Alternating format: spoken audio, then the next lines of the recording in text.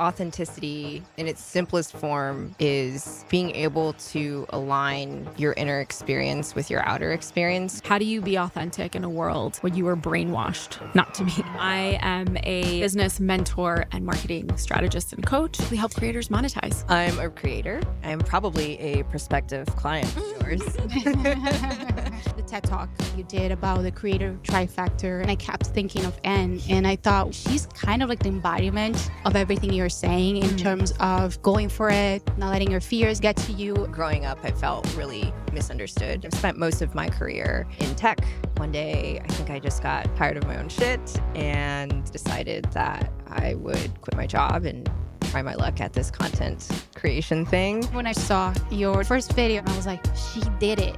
She's doing it. When I started, Instagram was still a photo app. YouTube was 7 years old. I had to teach myself everything. Probably why I grew so quickly is because I was very intentional about the way that I made things. In my early 20s, I had something extremely traumatic happen. It was a complete 180. And I remember being like, we're not really here for a very long time and we don't have an exit date. And I'm really unhappy with what I'm doing. By the time I told people, I had already bought the ticket. I was leaving. Welcome, ladies. As I was saying off camera, like I feel so comfortable with both of you. I know I just met you, but I feel very, very comfortable with you already. Thank you. You just have that kind of personality. And then Anne, of course, we've been longtime friends. But, to start, tell me a little bit more about your path and where you are in your career right now. I am a business mentor and marketing strategist and coach. And I basically help creators monetize, plain and simple. I have an online education platform. And I work with people on creating their signature product and offers while learning how to sell that frequently, bringing in sales all the time. Hi, I'm En, and I am probably a prospective client of yours. I'm a recent content creator, and but I've spent most of my career in tech. So nearly 10 years in product design. And one day, I think I just got tired of my own. Can I swear? Yeah. Oh, okay. Of course. Question. I totally Yeah. forgot to ask. Yes. Yeah. No PG here. Yeah. Anyways, so I just got tired of my own shit, and one day decided that I would quit my job and try my luck at this content creation thing. And I took a course, and it kind of was, I guess, history from there. So now I'm creating content for a living, and I am excited to see where it takes me. So I thought that this was going to be a really good conversation. I feel like both of you have kind of gone through similar things, right? Mm-hmm. But in different timelines, Mm-hmm. right? Yeah. I was speaking with you, obviously, about, what is that? You had said the TED Talk, that you did about the creative trifecta. And as we were talking, I kept thinking of En, and I thought, well, she's kind of like the embodiment of everything you're saying in terms of kind of going for it, not letting your fears get to you, aside from just monetizing and the business of it. You started a while ago, and you kind of just recently took that leap and started doing this. And I really want to kind of hear a little bit more, because I know about a year ago, we had a conversation, right? I think both of us were kind of in a similar situation. Yeah. There were a lot of questions in the air. And then a while after that, I kind of just saw you really going for it. Yeah. And I just want to hear a little bit more about what made you kind of go from where you were before, which you had that job, you had the stability, and you decided to just quit and take that leap.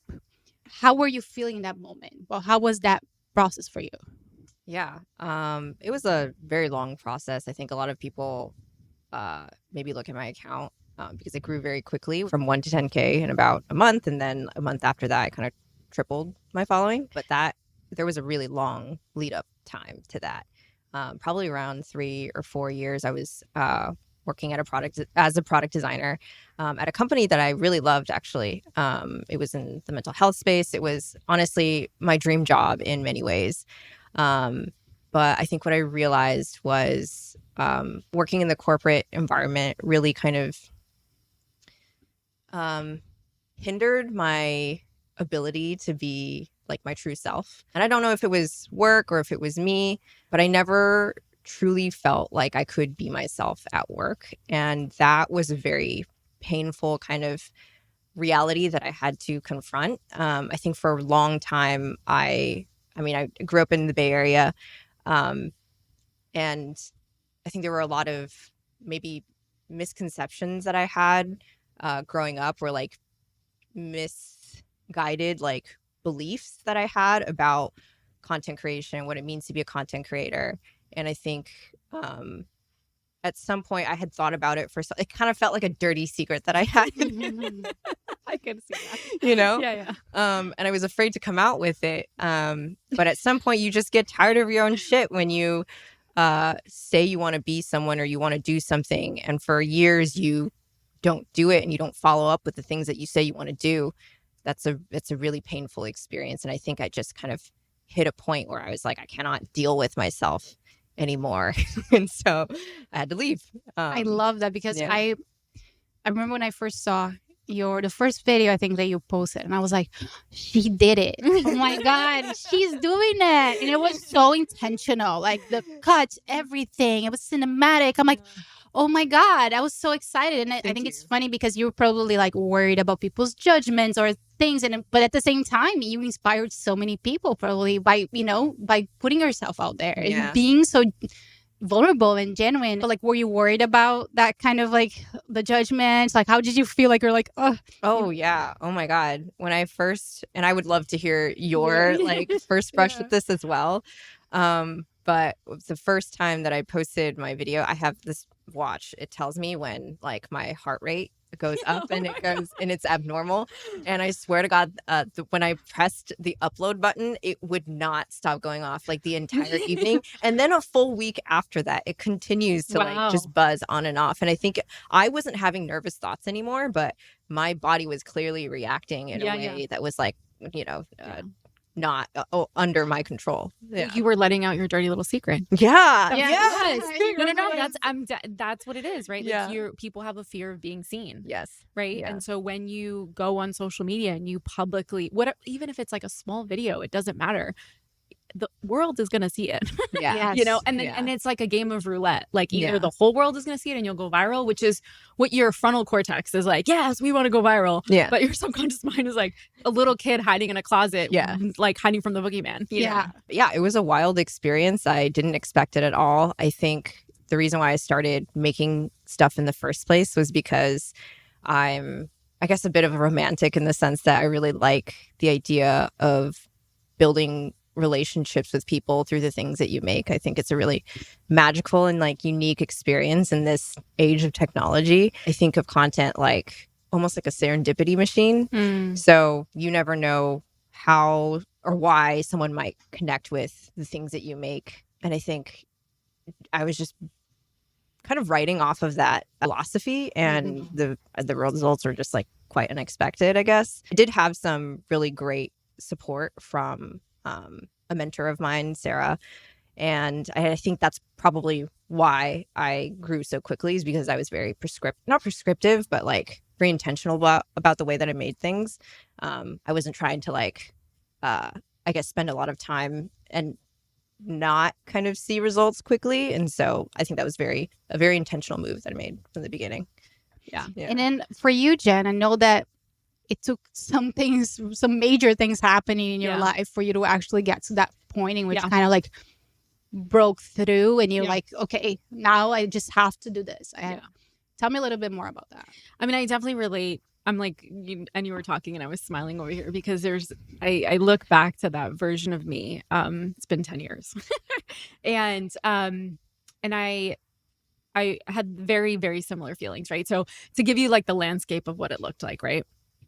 2015, the creator space did not exist to what it is today, right? Instagram was just a photo app. YouTube was fairly new. TikTok, none of that existed, right? Blogging was the thing to do. So I had, prior to quitting my corporate job, I worked at a corporate job for 4 years. Prior to all of this happening, in my corporate job, I worked with mommy bloggers. So here I am writing checks to big time mommy bloggers and food bloggers, mind you, people who had YouTube channels and had people visiting their blogs over 1 million views, and we're talking like fat checks. I remember writing these checks and like being responsible for these like huge budgets and watching these people and thinking so naively, like, they're not that good. I feel like I could do better. There's such a version of me that I love for being that way. Yeah. Because as you get older, I think you lose part of that. Like you've been hurt so many times, you're like, well, maybe I should just shut up and sit down, kind of thing. And then rightfully so. Like there were definitely times in my life where I should have just shut up and sit down. But whatever. That's a whole other podcast. But prior to all of that happening, and I talk about this in my TED Talk, is I had a younger brother and he passed away. And we were really close. We were Irish twins, so a year and a half apart. Wow. And when he died, it was a complete 180, right? So I come from a Hispanic Cuban family, born and raised in New York. My parents are, Cuban immigrants, so I'm second generation. And I was told, go to school, get a good job, find a good husband, get the house, buy the dog, get the car, then make the baby, right? Like, and then your life will be really happy. And here I am at 20. My brother dies at 19. I was 21. He was a month away from being 20. And I had literally spoken to him hours before. And so if you've ever read the book, The Defining Decade, and whoever's listening to this, you should read it, no matter how old you are. But I remember reading that book at the end of my 20s and being like, oh my God, this makes so much sense. Because it talks about how in your 20s, especially as a female, you build your character. You build your essentially you build who you become to be. And so in my early 20s, I had something extremely traumatic happen. And he was like my best friend. So at that point, I really began to look at life much differently. And I tell people, like, I essentially grew up quicker because I had friends. I mean, I was going out to party for all the wrong reasons, right? My friends were going out to party and they were celebrating life. I was not on the same boat. Although I might have looked like I was, I definitely wasn't mentally. When you are faced with something as traumatic, I was questioning life, my purpose, my passion. What were they doing? And the thing was that I was doing what everybody told me would make me happy. And I remember thinking to myself one very drunk night, this can't be it. It was an accident. So I'm like, and essentially we don't really know how long we're here for. And so, and I remember thinking this at like 24, 25 and being like, we're not really here for a very long time and we don't have an exit date. And I'm really unhappy with what I'm doing. I love the work and the people that I was with. My boss, I'm still friends with him today. But I'm like, but I don't want to do this every day. Like, this feels like hell on earth. And I'm obviously a big fan of creating your reality and having the responsibility to change your choices, right? And granted, I understand that my position, I was privileged, right? It's 25 and I have a lot of responsibilities. I'm single. I saved a lot of money. I did it on my own. A lot of money being like $14,000, by the way. But I was hungry.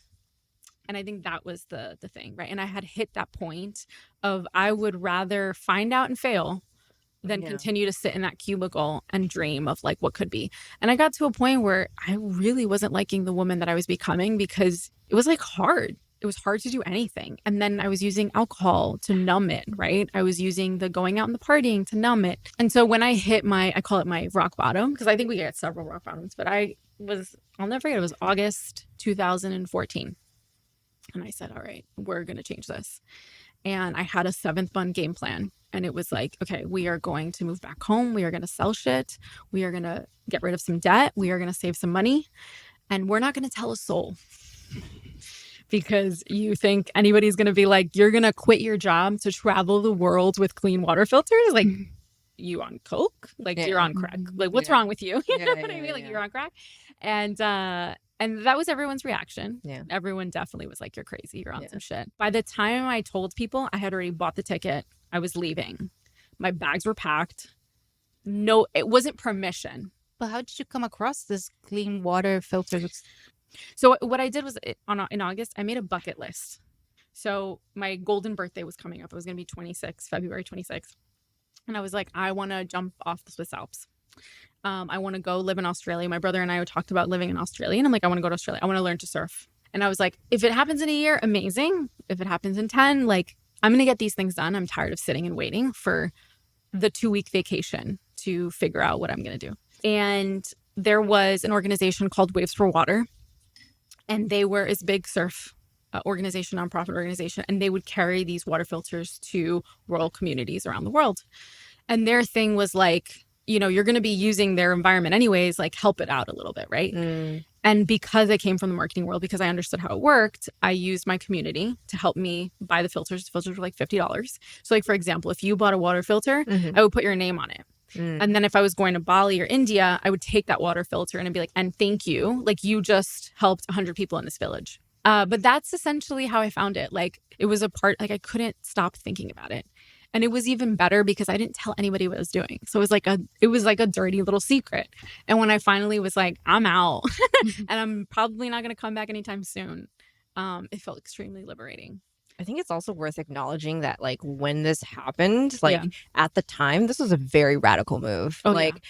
Now, if I were to do that, it's not that, like, I acknowledge I'm in a very privileged position to do what I'm able to do now. But I think it's even more impressive that you did it at a time when like content creators was not a job. It was not an industry. There was no economy for it. No. Yeah. No. And the truth is, like, nobody believed in it. Like, my own parents were like, what is wrong with you? But it was something I had to do. And I always knew that it wasn't going to be like the thing that I was going to do forever, but I knew it was the thing that was going to start something. And whatever that thing eventually was going to be, this was the starting point. How long after you lost your brother did you feel like you had to do this? Oh, it took 5 years. Wow. Yeah, it took 5 years. To be honest, I think that's still, I mean, I talk about him all the time. I'm very close with my family, but it's still something that is very like, how do you be authentic in a world where you are brainwashed not to be, right? Follow the rules of the thing. If you watch me long enough, you'll hear me say this. Like, we were not taught to be entrepreneurs. We're taught to go to school and like follow the path. And I think a lot of people are waking up to the fact of like, that doesn't have to be an option anymore. It's beautiful. It is a privilege, right? But I think everyone still has the option to do it to some capacity because of our phones, And especially, like, I think, going through that loss too. And I mean, I also, about a year ago, I lost my dad, and it takes a little while to hit. And I can understand why it took 5 years. It takes a little while to hit. And then at some point, you're just kind of like, oh, shit. Like, if I don't do this, it can be any minute now. And not only that, but you kind of feel like you are now carrying not only your dreams, but also the dreams that brought you together. My dad was a very creative person. Like, he was the one who got me into production and liking films and liking all those things. And it's funny because, like, I always made fun of him because he had like a Facebook group for like his poems, like his poetry. Aww. And his poetry was so cringe. It was very cringe at the time. Right nowadays, I read it and I'm like, oh, that's actually quite profound. Yes. It felt cringe, like, it was very romantic, very like, oh, bad. And all the women would respond. So he had tons of followers because of that, or like Facebook people, right? Like whatever you have, friends, whatever. He had to do like several accounts because he would like, get to the limit, and then he had to do like another one. Gosh, the women loved his poetry, and I thought it was so cringe. But now I look back and I'm like, he was himself. Yeah. He didn't care. Yeah. He knew he had to go and get the bread. He had to work. But he was still doing it. And he didn't care what people thought. He would just post it. And it's like, he knew how we felt about it. He knew, like, he didn't give a shit. He didn't care. Yeah. And you have to get to that point. You have to get to that point because, like, when I would post things and my parents or my sister were watching, I was like, oh my God. It's interesting because, like, my parents are my biggest supporters. Like, they're such big fans and I love them. Like, even before I came here, they were like, is this going to be a live podcast? Can we listen? And I was like, it's so cute. So right. Cute. But I don't like, there's some people that won't ever understand what I do, won't ever be real support. And that's fine. I'm not doing it for them. Right. Yeah. I'm doing it for the people, who struggle, right? Who get it. And grief, like, grief is a real thing, and it comes in so many waves. I don't think that I have nieces and nephews, and there are days that they'll be like, Uncle Louie, and my sister and I, like, our heart breaks, because there are things that, like, you wish could have been. I think that's the hardest part, is like the life that you leave behind. For me, it was definitely something that was like, I had to do it. I didn't have a choice. Like, it was something that was like deep, like, you gotta go. It was like somebody was pushing me, like, get out, I mean, I think you put the nail on the head when you were like, you basically paid for time, right? Yeah. Like, you saved yourself maybe 6 months to a year of trying to figure it out on your own. And I think that's the the biggest downfall that I had when I started, right? So I've been doing this for 10 years. It'll be 10 years now in March. And it's crazy to think. And when I started, I was 25, very fresh. Like Instagram was still a photo app. YouTube was 7 years old. I was a big fan of, I don't know how old we know YouTube here, but like Casey Neistat was like, I would like love every single vlog that man put out. I was like, it was like a TV show. And I was like, and then I remember telling myself, I'm going to do a vlog every day. Recipe for burnout. Telling you right now, like you want to burn out and like crash and burn. Yeah. Go ahead, do a vlog every day. Yeah. That's like recipe 100%. Yeah. But I wish I was smart enough to be like, wow, I'm going to find a creator to help me now. However, at the time, there weren't people that did that, which was the hardest thing, right? I had to teach myself everything. Now I help creators like you who are like, I've now created a platform. I have all these people. How do I monetize what I have and take that to the next level? And that's essentially what they're paying for, is the time. Because you can absolutely figure it out. You don't need me, but it's a lot easier when somebody who's been there, done that, and it's like, hey, don't go in that direction because you're going to spend a lot of time that way. And I think a big part of what stops people is your own self-belief and your own shit, basically. Like that part of you that very much is stuck in I'm thinking about doing this. I really want to do this. Like, oh, but it's not perfect. And then you get stuck in that perfectionism. And it's not really perfectionism. It's something deeper, right? Like you're trying to find validation of something that was never fulfilled earlier in your life, right? Yeah. So I commend you for taking that action and being like, right, if I'm going to do this, I'm going to do this the right way. And I'm going to step out and I'm going to get that support. And I think that's the best thing that you could have done. What I'm curious though is, how is that creative process? Do you feel like, because I get two types of people that'll come to me, right? I'll get people that are no idea of what it takes to show up and create an authentic voice, an authentic brand. And then I have people who have an idea. They've dabbled in the space, but haven't fully committed. Like they haven't put, I call it, their whole ass in it. They just put like half an ass.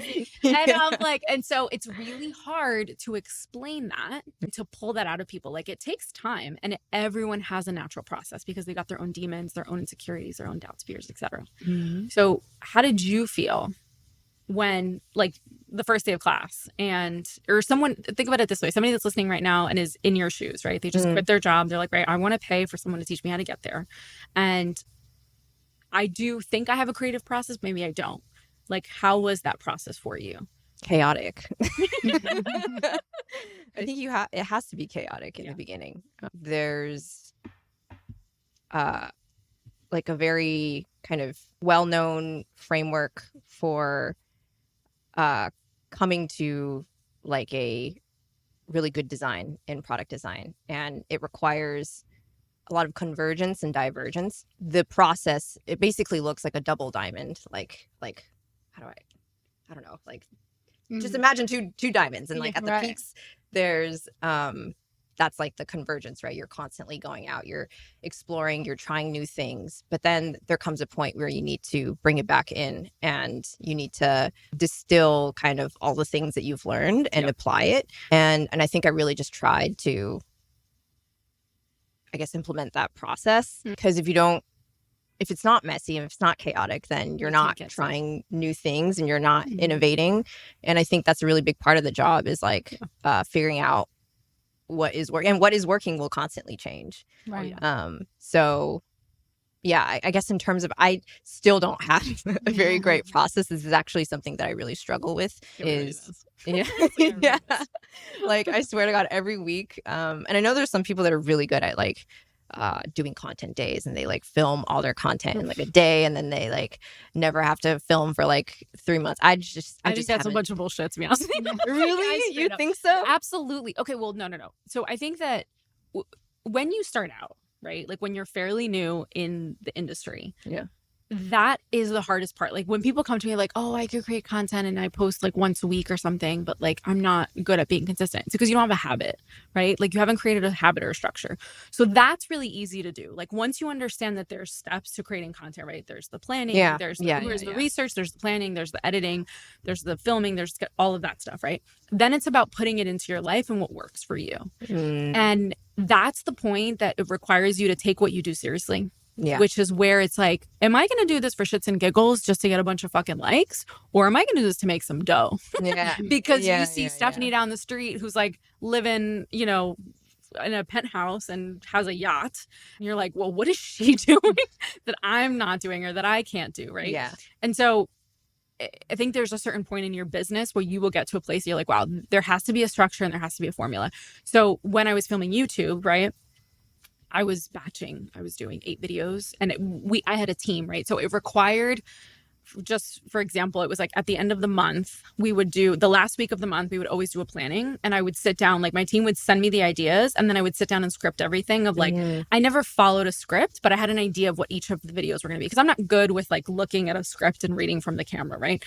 And then the following week, I would literally sit down on a Friday, block off that entire day, wake up in the morning, like mentally I was preparing myself the entire week of like, we are going to get dressed, we're going to put makeup on, we are going to be in front of a camera for 7 hours. Now you best believe that by the time I finished filming 8 YouTube videos, and we're talking 15 to 20 minutes long, I was fried. Like you try to have a conversation with me and I was like, what? Yeah. Like the words couldn't come out of my mouth, but I had to do it because I was running a business, right? In order for me to meet my deadlines and have my editor edit the videos so we can get the videos out on time. I'm sure it's the same with podcasts, right? Yes. And so there is a structure, and it does get easier because it's a habit. It's all you're creating, right? Like I'm always with my phone. I'm always taking videos. It doesn't matter what I'm doing, like, and I'll use it eventually. If I have a thought, my best pieces of content, I don't know if you can say the same thing. My best pieces of content are the ideas that I've thought of like randomly. Yeah. And I'll take my camera and I'll film it right there. And I'm like, and that's the shit that'll go viral. Not the stuff that like you planned for a whole week and you like made sure that your T's were crossed and your I's were dotted. Like that always flops. On that note, though, as we're talking about more about like being strategic about content, you know, because you gotta have a formula eventually, right? How do you keep authentic, or how do you stay authentic within that kind of strategy? Okay, I still gotta make money out of this. So how do you keep that authenticity? I mean, I think she's better than I am at doing that. So you want to ask her that. But I mean, both of you. For me, I have a rule, my own personal rule. If it's ready to go and I'm sitting on it for more than 24 hours, for whatever dumbass reason, right? Because it could be like, oh, I said this twice, or I look really bad. I just post it. I just get it out there, because consistency will always beat perfect. 100%. Consistency. I had my very first job. I'll never forget it. The only reason I got it was because I had the interview and then I kept following up. And finally the CEO reached out when I finally got the job, and she said to me, she was like, Jen, you were the only person that consistently reached out to us to follow up. I was 19 years old. I was working for a marketing agency in New York City. She was like, you're the only person that consistently continued to follow up with us. And she literally said to me, don't ever lose that. Like that persistence and that resilience, like whatever you do. And that to me was always like, that is who I am. I've always been like that. I might not have been the best at what I did, but because I was faster, more consistent, I always beat everybody else. Interesting. On the topic of authenticity, because that's something that is reoccurring now, right? So many people are talking about that. And I feel like, what does that even mean, right? Like people are just kind of like, because you got to be authentic, because AI, because this and because that. It's like, for you, what do you think authenticity actually is? You want to take that? Okay. I've thought about this a lot, actually. Authenticity in its simplest form is being able to align your inner experience with your outer experience, or being able to describe it in a way that is digestible for other people, but is also a clear reflection of what you're actually going through. That's kind of my take. How do I beat that? I don't know what to say after that. Like, I mean, yeah. I don't think there's anything else that I could add to that. I think you said that perfectly. Yeah. I think I would fuck it up if I had anything to say. No, I agree. And I also think it's like, I mean, when you start doing the work, right? When you start working on yourself and you're like, oh, wait, so that's me, right? Like, oh, so that's what I like to do. And, you know, there's always that other voice in your head, right? Yeah. And it's that voice of judgment. Yeah. Like I had to identify, like I had to figure out what that voice was for me. Once I identified what that voice was, it's so interesting how you can actually identify it. Like you hear it. Yeah. You start hearing it from their voice. Yeah. And you're like, wait a minute. Yeah. This is not me. This is not how I feel about myself. It's how they feel about me. So screw it. You know? Yeah. But it's also funny because, and I think we had this conversation about how even then Mhm. we still listen to that voice sometimes, I can't help it. and we still let it kind of get to us, Yeah. even though we identify the person and we know that person has their own flaws. Yeah. I think you said that that quote that I think all of us are saying that quote suddenly out of nowhere. It's coming up, which I think is about you wouldn't listen to. You Yeah, wouldn't take advice from you wouldn't take criticism from someone you wouldn't take advice from. Yeah. Yeah. and we still keep listening to them, even though like we see their flaws. We know that they're not a expert on whatever topic it is, Mm-hmm. and we still kind of listen to them. On that note, though, I feel like there's something to be said about, okay, you can start your creator journey and you have to do this formula, you have to start this way, there's a hook, there's this, there's that. I have now this belief that if you really want to start your creator journey, Mm-hmm. it has to start within. Yeah. It cannot be like, oh, hey, I have to follow these things and these guidelines. I have a feeling that like it has to, like, you want to start your career journey, do your work. Yeah. Do your shadow work, like learn about yourself. Yeah. Learn about those things that kind of keep you stuck. Yeah. And then you're going to be able to, that's like the beginning of it. Yeah. Then you can follow formulas and you can just get it started. So I'd love to know how that was for both of you. If you kind of went through something similar that you had to, I know you went through a lot, but for you, like, did you have like, because I remember we're talking, we were working on ourselves. We were kind of going through that healing, right? Like, how was that for you? And what was that moment that you felt like, okay, I'm truly connected with myself and I can start doing this? That's interesting because I don't know if I had I don't know if I felt like, oh, I'm ready to do this. And I think that's just like a very common experience that everyone has. Is like, you're never going to be ready to do the thing, you know? Did you cry when you quit your job? Yeah. Yeah, it was hysterical. Yeah, it was hysterical. Like if somebody had died all over again, I was like, oh my God. It was like ugly cry and everything in front of my boss. Yeah, I was not ready. Totally. Yeah. And I think you're right. Like, it does start with self-work and looking at the self and aligning your inner experience with your outer experience. Yeah. But yeah, I don't know if I really had that moment of like, well, this is it, you know? I think I literally picked a random date and I was like, I guess I'm going to do this now, you know? Yeah. Give yourself like a deadline kind of thing. Yeah. I guess if I were to say, like, for me, like, watching your content, because you talk a lot about like things you're feeling, you're very vulnerable in your content, but also those things that you're talking about are things that you wouldn't. I just feel like it's really hard to put yourself out there, and you're doing it, right? But I also feel like you wouldn't have been able to really get there and talk about it if you weren't doing that work, right? But how did you, like, what made you think that it was okay, like, to come out and just like be that vulnerable and talk about those things? Like, was it something like was like inside of you that was like, I just have to do this, I have to talk about it? I've thought a lot about why I even have these impulses, and I don't understand. You know, it's a download. Yeah. And I think a big part of it is, I don't know if you felt this way, but I feel like growing up, I felt really misunderstood, and I felt really like I didn't really belong in the industry that I was in. And so I think out of that comes like this deep yearning to want to have control over who I am from like an external perspective. And after feeling, I think, really out of control with my external kind of persona, I remember when I had like just kind of started my first job in startups as a budding designer.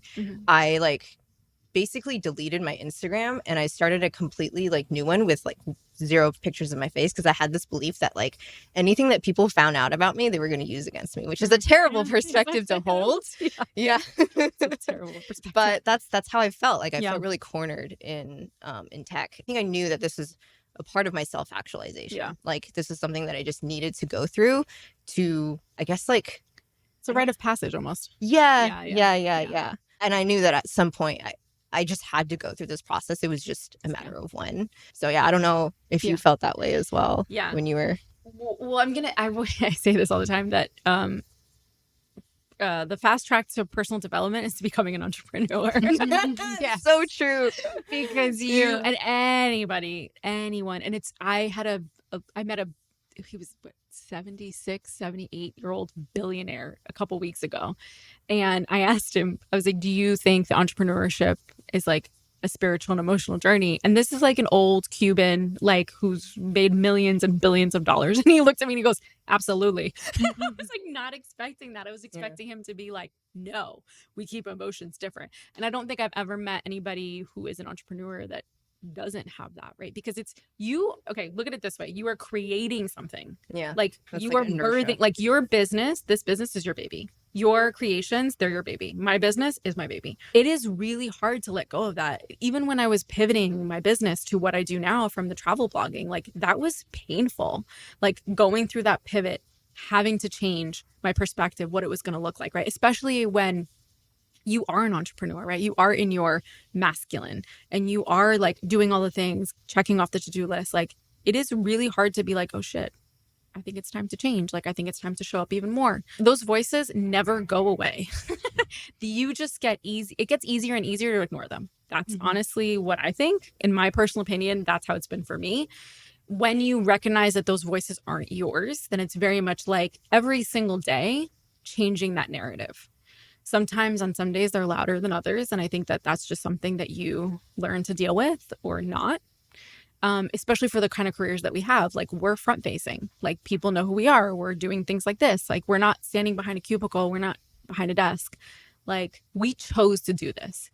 And at any point you could be like, deuces, I'm out, Yeah. That is also the other, alternative. But it is very, very hard and it's not easy. And I think it's to become aware of those voices and then choosing to ignore them every single day. And that comes with self-talk. That comes with identity work. That comes with like maybe doing some hypno, some tap, like all of those tools will help you continue to be a better human. But it's not even about your business. Your business just turns out to be the reflection of that. It's who you cultivate around you. When I started my business, I barely have any of those friends anymore. And not because of anything bad, just we've all changed, right? I still keep in touch. There's like high, touch points, but and I was sharing this with you guys outside, like my friendship group has gotten smaller and smaller. And I remember when it first really started to happen in my career, when I hit a certain milestone in my career, and I felt like something was wrong with me. Like I literally was like, oh my girlfriends don't really invite me anymore. But then also like, I don't really want to drink anymore. And like, I don't want to get wasted. Like I remember thinking I can't afford to like get wasted on a Friday and like not wake up on Saturday and film. And I remember thinking that like, is this really my life? And then there's a lot of shoulds, right? Like I think should be deleted from the vocabulary, because if it makes you fucking happy, right? Like I love to work. I love to do what I do. And I also like to be able to take off. But the only way I can do that is if I work, right? Like if I set myself up, you know this, you will know this at some point, that you set yourself up, you build the system, you build the team, you build a company that could withstand your time off. You have to put the legwork in now.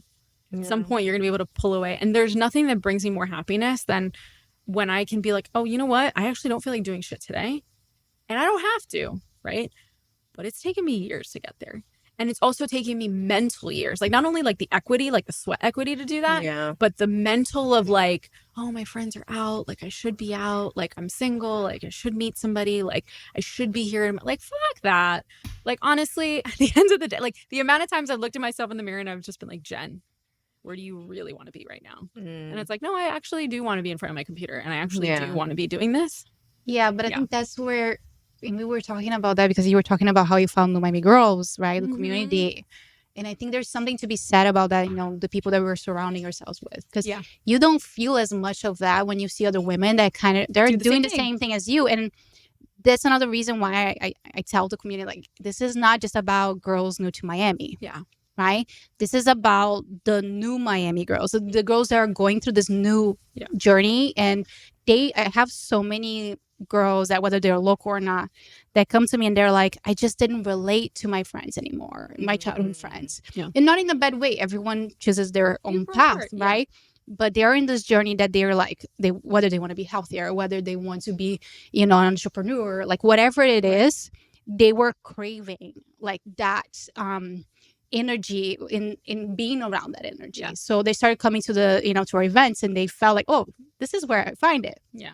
It's so Right. important. So it's like being surrounded by that, when you see that there are other people that are doing the same thing, and then we kind of all go through that, like the entrepreneur journey is not the easiest one. If anything, could be the hardest. Yeah. Like It's the most rewarding, right?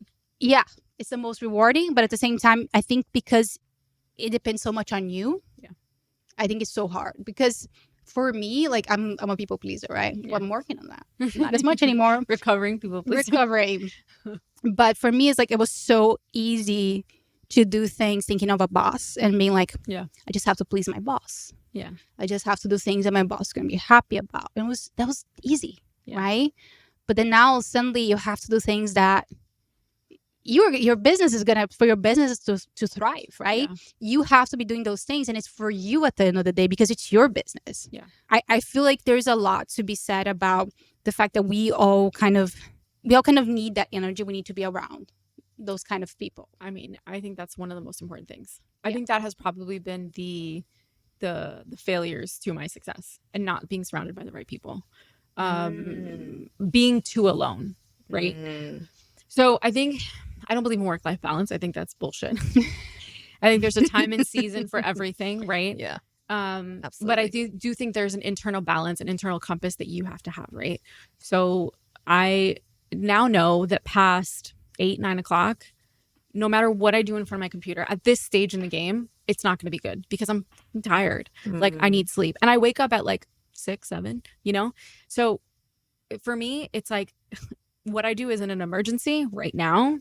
Like I have to meet my client deadlines accordingly. But at the end of the day, like if I am not in the right mental state, like it's not going to come out good. So I'm going to put myself first, and then I'm going to come back to it tomorrow. I'll wake up at 6, I'll wake up at 5 and do what I need to do. But I think having just that dialogue with yourself, right? Because we're so used to having somebody tell us what to do, and then we stop, right? Because you're no longer doing it in corporate.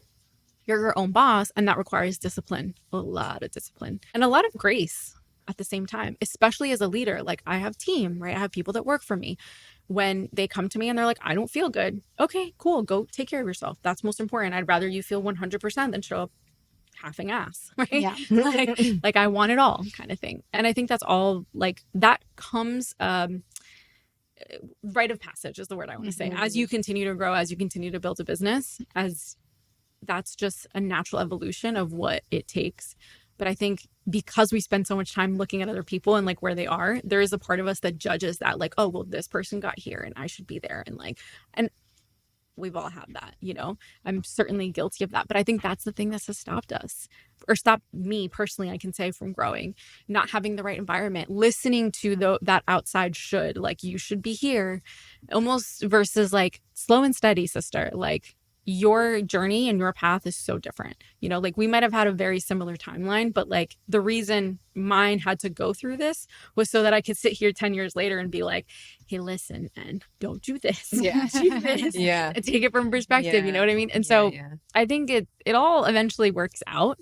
And so I just want to talk a little bit more about, how your process is going, because I feel like, okay, you've gone through this phase now that you put yourself out there. You've done it, right? Now you kind of got a sense of like what it is and how it feels.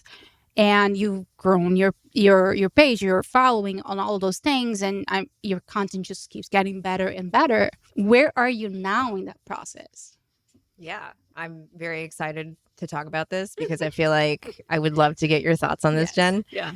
I obviously did have the goal of monetizing this and turning it into a business. I think right now my plan and my strategy is to grow organically and build a genuine connection with my audience. I think that's what I'm most focused on right now.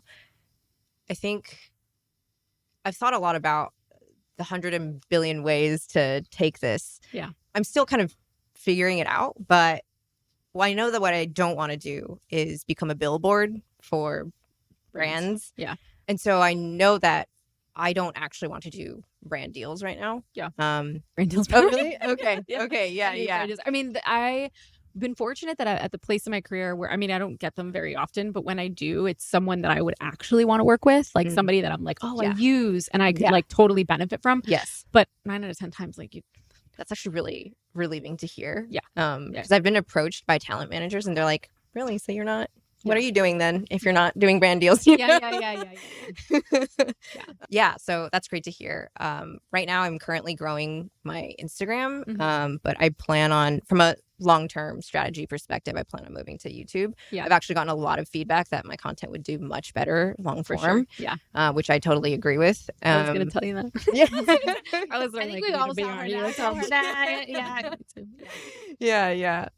So eventually I would like to move it to long form, but so that's one thing, the brand deal. The second part or aspect of this is I love making products. Yeah.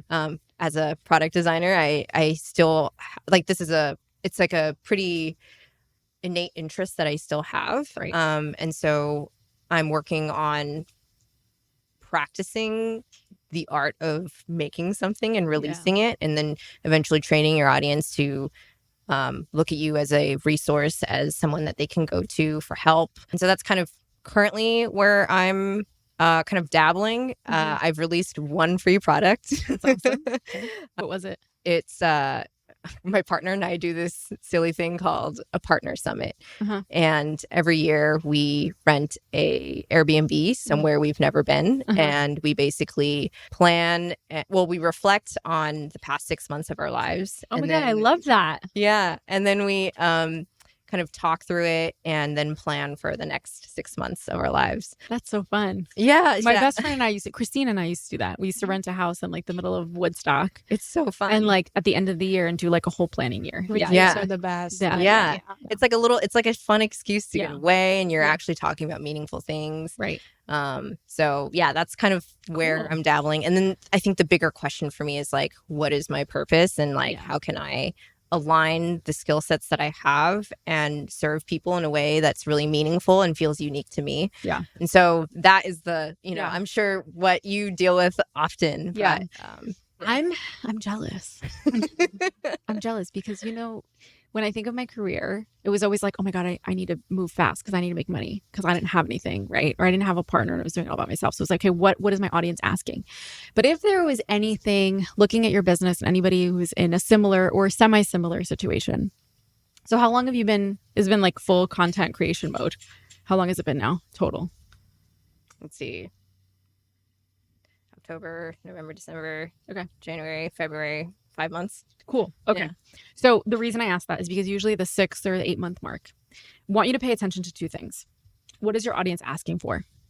You already said that people are telling you get long form content, get on YouTube. Absolutely get on that. Yeah. I will always be YouTube 100%. Like, yeah. Anything that you can express and really bring authority to whatever it is, the topic that you are most passionate about, do it. Obviously, like, be discerning, right? Like if they're telling you, we want you to teach us how to create cupcakes, that's not what you do. But if they're asking for some type of app, like what is the problem that they have? They're going to give you the answer. And that's the direction I would go. And the reason why I say 6 to 8 months is because you're now starting to see the patterns. I'm sure there are people reaching out to you and are like, hey, how do you do this? How do you do that? Make a log. I tell my clients, keep an Excel sheet of everything, of like the questions that come up. Try to break it down as like specific as possible. If it's a marketing question, if it's a product question, if it's a technical question, like what is it that's happening? You can obviously use that for content for YouTube and Instagram, but that's where I would start, where you are right now. What if what people are asking for is not exactly what you want to do? Like, I already know what you're saying. A lot of people ask me about like, how do you edit? How do you do all these, how do you... So don't do it. Skip the question. Do the next thing. Yeah. I mean, and how do you grow? Yes. That one too. Well, so my YouTube channel started as a travel vlog. And then I pivoted into an education when I was teaching people how to grow on Instagram. I got it to about 5,000 subscribers and then I burnt out really bad. And I was like, okay, we need to put a pause. And so it's been 2 years since I've been back on. And I'm going to go back on when I do the podcast because I'm going to double purpose the content. But somebody said to me, why don't you just go back and like teach people what you were doing? And I was like, fuck no. if I have to do another video Yeah. on how to use the right hashtags, like, oh my, nobody cares, guys. Yeah. Nobody cares. Yeah. Like, the secret, if Yeah, anybody's yeah, listening to this, the secret is to just do you and Yeah. show up consistently. That's Yeah. it. The hashtags don't really matter. Like yes, the brands and fonts and colors, eventually they do, but like, just start there. Like, just show up and be your own voice, right? So people have asked me, and I do, and I obviously answered those specific questions to that particular person, but I'm not going to go start creating a YouTube video on how to create the tech and the videos and stuff like that. That's not what I want to do. So the thing is, keep track of what they're asking, and then be discerning in what do you actually enjoy doing based on everything that you're doing. And is there anything that you feel like you can educate your audience more? Now, let's say it is going to be about baking, right? Just give you an example. And say it is going to be about baking. You obviously want to start to incorporate that into your content, because if eventually you're going to create a course on how to make the best cupcakes, like, you need to give them something visual and verbal to be able to take away with, and like start mentally, psychologically getting them used to the fact that that's what you're going to sell. Yeah. So that's why I say, I asked you like how long you've been doing this, because if somebody just started and they went viral a month ago, I'm like, keep going viral, keep getting to know who your audience is. I think you're already creating a really authentic community. I think if you came to the game and you were like, no, I want to teach people how to use, like, how to create products and how to sell, you could start tomorrow because you already created a brand, right? Yeah. But if you're still in the limbo of like, I want to do this right and I want to do this for me, pay attention to what they're asking and then what actually feels good to you. And I would say also, even like, sometimes the question that they ask is not exactly what they want. Yeah. Right? So if they're asking you about editing, sometimes it's not a technical question. For sure. Yeah. It's about the storytelling. Yeah. So you kind of identify, like, when you were starting, like, what was that question that you had? Like, the technical stuff, you can watch YouTube videos and figure learn it out. to do. Yeah. I think what people most likely watch your content and they ask themselves is like, how can I even, like, make Show up like sense that, and like do, so you can kind of like follow at least that initial question and then just think of the sentiment and what they're going through, because you've been through that, and just think of like, okay, how can I help them in my own way? Yeah. You don't have to answer the exact question that they're asking, but you can still speak to that sentiment, right? Yeah. So, but I can't wait for you to go on YouTube, because I will eat up your content. I love it. Thanks. Yeah. So to kind of close things, because I know we talked about a bunch of things. There were still some things that I kind of like, I remember us talking about before that I was like, okay, this is like, there's something there, right? Like, it was funny because I was talking with you and then you were telling me like about the feeling of like when you put out your content out there, when you create something, and that feeling that is like not just about you, it's about, the community as a whole, and then you were saying something so similar. So talk to me a little bit more about that feeling, right? So when you do put yourself out there and you put that content out there, like, how do you see that kind of reflect on the people that you're? I mean, I think it's the whole reason why I do what I do, I guess, or why I want to do this, is people. One of my most, I guess, like viewed or videos / also one of my proudest reels was a reel about my mom, my relationship with my mom. People pour their hearts out in the comments. Like, I still today like get multiple people kind of like sharing their relationships with their mom on that reel. And I think what I started to realize is like, you're just a sounding board for other people to have their own experience. A lot of the reason why content creators make content is because they want other people to feel like they can have that, whatever the content creators like, I guess, aspirations or like intentions are, that they can also receive it on the other end and make it their own. Yeah, it's been extremely rewarding. And I think the reason why I'm like so protective over like the whole brand deal thing is because like that's a really special thing to me, and like that's a very personal part of the experience for me, and I don't really want to like ruin that with other kind of factors, I guess. So yeah. You have to send me that mom video. Yeah. I agree. I think to piggyback what she said, very much, I mean, why else do I do what I do? Like ultimately, like I said to you guys, when I left my corporate job to travel the world, it was never about anything other than healing. It was going to be for other people, right? And I remember leaving and telling my dad, like, Dad, I want to save the world. And he like patted me on the head and he was like, sweetie. And I started laughing. And that also like pissed me off because I was like, that's not what I mean to say. But those are the only words that I can come out of my mouth. But I know it's something bigger. And until this day, when people ask me like, so Jen, is this it? Like, you know, you did this, you did that. Like, what's next for you? And I'm like, I always feel like I'm not there yet, if that makes sense. Like I'm getting closer to where I know I'm supposed to be, but I'm not actually there yet. And if anybody that's listening or has watched me through the years, if one person does something amazing and they were like, she inspired me or she taught me, or I did this because like one person, I'd be cool with that. Like if that one person, I think that's the most rewarding thing. And when people like reach out and they're like, Jen, like it was because of you. I'm like, stop. I'm like, no. They're like, no, really. And I'm like, and then I'll like literally start crying. But I, at the core of it, it's because of that. Like, I don't think we said this off camera, like, I don't think we're meant to do life alone. Like, I think we're all here to serve other people. Yeah. I think we're meant to grow as a community. And it's scientifically proven that you live a longer life if you have somebody or you have a community of people.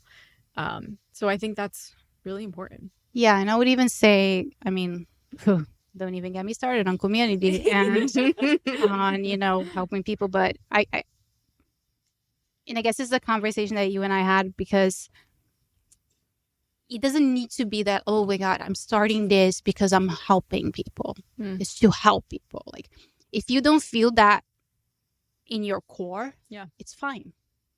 Because if something feels true to you, and it feels like it could even heal you, right? To put it out there, whatever process you're going through, it is going to help someone at some point, right? Like when I started New Miami Girls, like I wasn't thinking like exactly like I just want to help people, right? I was going through that. I was a new girl here, and I'm like, I want girlfriends, and I'm looking for an apartment, and I want to connect, and I want to have a space where I can talk to all these girls, but then they are also, I want to connect them too, because they are like talking to me about the same things, and like, okay, let's have a Facebook group, right? But I wasn't thinking like, I'm gonna help a ton of people, right? And that was kind of the results of it, and it keeps me going. Yes, you know, every time where you were saying, like every time I have a different girl walk up to me and they're like, okay, it made all the difference in my move to Miami. I met my best friend. I got a job. I got a roommate. I got this. I got that. I'm like, oh my God, that's so amazing, right? I love that. And it makes me feel like I can't stop doing it now because there's so many people that, you know, but it wasn't initially like exactly, you know, even though I've been naturally someone who like, I kind of end up helping people just because it's like who you are. Yeah.